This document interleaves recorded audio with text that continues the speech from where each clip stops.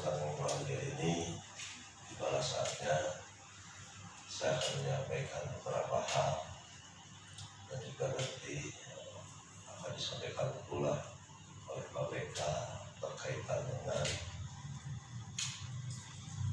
isu berita masalah yang kali ini masih terasa ada, yaitu terkait dengan penyegelan bangsa Batu atau terkait dengan usulan permohonan yang tersampaikan kepada saya dari keluarga besar komunitas masyarakat Aku Sudawilita. Alhamdulillah, kalau beberapa waktu yang lalu terjadi berita atau ada berita yang simpang siur sehingga menimbulkan tafsir-tafsir yang mau ditafsir, ya. Mudah-mudahan dengan kehadiran Pak BK dan Komnas HAM ini dalam rangka meluruskan menentukan persoalan dalam arti yang sesungguhnya. Walaupun sudah seperti itu, masih mungkin terjadi beberapa hal perbedaan pendapat pandangan, tapi inilah sebuah dinamika.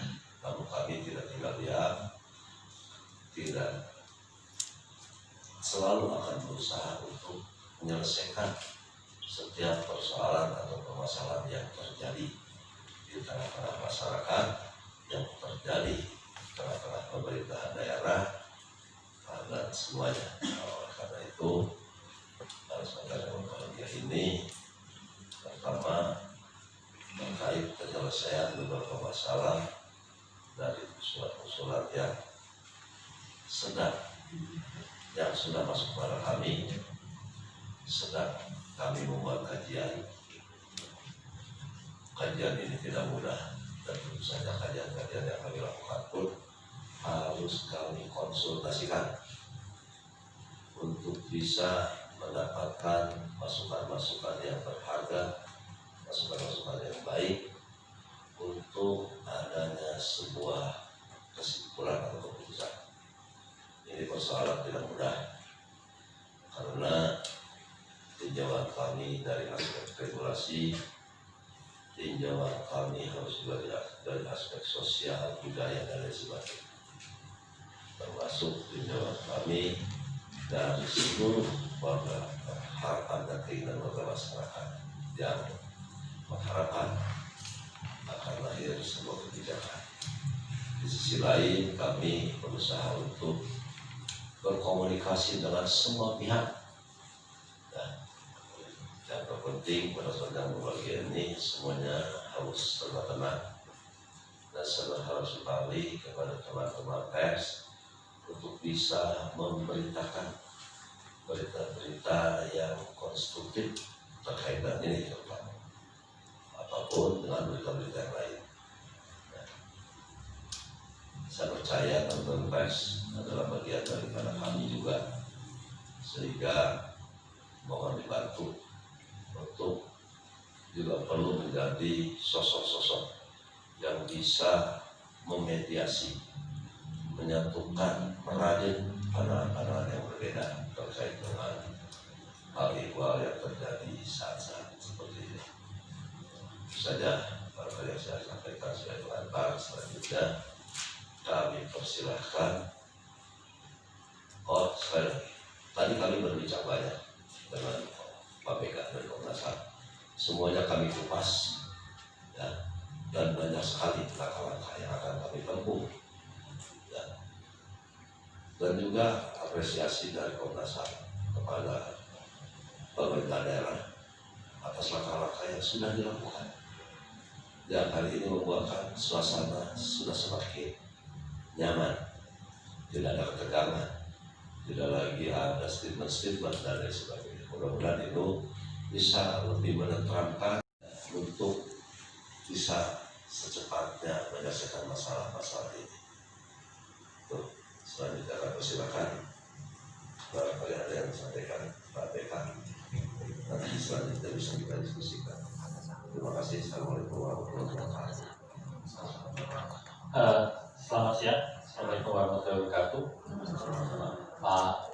yang terhormat, kawan-kawan media, terima kasih atas kesempatannya untuk menyampaikan beberapa hal terkait dengan polemik atau permasalahan pembangunan tugu bakal makam leluhur komunitas Akur Sunda Wiwitan. Jadi pada kesempatan ini yang pertama saya ingin mengkonfirmasi bahwa kedatangan kami sejak kemarin adalah menindaklanjuti pengaduan yang disampaikan oleh komunitas Sunda Wiwitan kepada Komnas terkait dengan penyegelan tugu bakal makam leluhur komunitas Sunda Wiwitan. Kawan-kawan komunitas Sunda Wiwitan mengadu tanggal 20 Juli 2020, jadi persis setelah paginya penyegelan, terus kemudian siangnya mengadukan tentang apa yang sedang terjadi kepada Komnas. Kami ingin menegaskan bahwa persoalan apa yang terjadi di Kuningan ini menjadi prioritas Komnas HAM, menjadi prioritas penanganan Komnas HAM. Kenapa? Kemudian karena ini juga menjadi satu dari 7 isu prioritas yang ada di Komnas HAM terkait dengan kebebasan beragama berkeyakinan. Karena itulah mandat Komnas bagaimana memastikan pemenuhan penghormatan penegakan hak asasi manusia di Indonesia. Dan salah satu isunya adalah soal kebebasan beragama dan berkeyakinan dengan segala turunannya. Itu yang pertama. Yang kedua, sebagai langkah, tentu saja kami sudah langkah lanjutan, kami sudah berkirim surat, berkomunikasi juga kepada pemerintah Kabupaten Kuningan, kepada Kapolres Kuningan, terus kemudian Kapolda, Gubernur, Kemendagri, Kementerian Agama, dan juga Kementerian Pendidikan dan Kebudayaan. Kami intinya kepada beberapa pihak tersebut meminta keterangan dari masing-masing pihak seperti apa terkait dengan polemik yang ada. Itu suratnya, dan khusus kepada Kepolisian Republik Indonesia Resort Kuningan, kami meminta memang untuk menjaga keamanan, mencegah adanya kekerasan, ujaran kebencian, dan juga melakukan tindakan tegas penegakan hukum apabila memang ada tindakan-tindakan yang melawan hukum. Itu kira-kira surat atau permintaan keterangan sebagai bagian dari upaya pemantauan dan penyelidikan Komnas HAM atas kasus ini. Yang kedua, yang ketiga, selain berkirim surat, kami juga berkoordinasi dengan Kemenko Polhukam, dengan Kementerian Kantor Staf Presiden, dan juga beberapa lembaga lain, termasuk Ombudsman, untuk kemudian saling berkoordinasi, saling mengupdate informasi-informasi atau perkembangan apa sehingga kasus ini segera selesai. Nah, khusus pada Komnas HAM memang di kami yang mengeluarkan surat dan juga kemudian mengeluarkan beberapa permintaan. Yang ada 4 permintaan utama sebenarnya, dan ini pernah kami sampaikan di rilis kami. Kami meminta kepada Bupati dan jajaran pemerintah Kabupaten Kuningan untuk menghentikan proses penyegelan tersebut. Terus kemudian yang kedua, meminta kepada Kapolres dengan poin yang tadi, menjaga keamanan untuk mencegah adanya kekerasan, ujaran kebencian, dan tindakan tegas. Terus yang ketiga, meminta kepada pemerintah Republik Indonesia untuk kemudian melindungi secara paripurna hak-hak warga negara, termasuk juga komunitas Sunda Wiwitan, khususnya hak kebebasan beragama dan berkeyakinan. Karena itu ada dalam konstitusi kita yang harus dijunjung tinggi. Dan yang keempat, ini juga yang sangat penting, saya kira tadi disampaikan Pak Bupati, adalah meminta kepada semua pihak untuk mengedepankan dialog, berdasarkan prinsip kemanusiaan dan penghormatan hak asasi manusia. Jadi ada 4 poin utama dari Komnas HAM terkait dengan situasi yang ada. Kami keluarkan rilisnya tanggal 27 Juli 2020 terkait dengan situasi yang ada.